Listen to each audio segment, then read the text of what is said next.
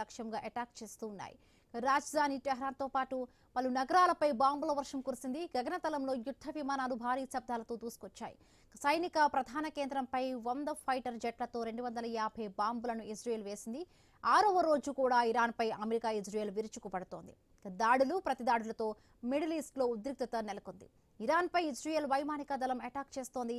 ఇప్పటి వరకు 5,000కు పైగా బాంబులను ఇరాన్ భూభాగంపై వదిలినట్టుగా ఇజ్రాయెల్ ప్రకటించింది. టెహ్రాన్ గగనతలంలో ఇరాన్ యుద్ధ విమానం యాక్-130ని తమ F-35తో కూల్చివేశామని ఇజ్రాయెల్ వెల్లడించింది. زوار باتفماي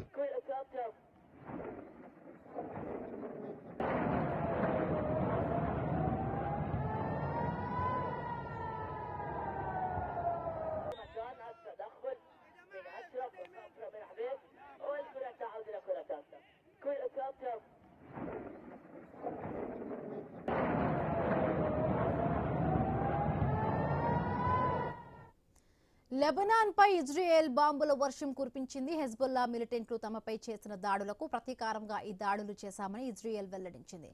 లెబనాన్లోని బాల్బెక్లో ఓ ఇంటిపై బాంబులు పడడంతో 5గురు మృతి చెందారు.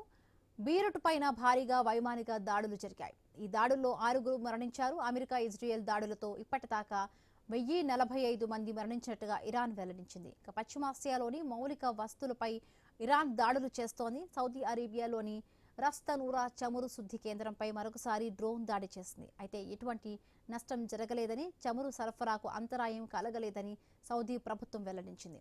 అలాగే దుబాయ్లోని అమెరికా కాన్సులేట్ పైన డ్రోన్లను ఇరాన్ ప్రయోగించింది. దీంతో ఆ భవనానికి కొంత నష్టం జరిగింది.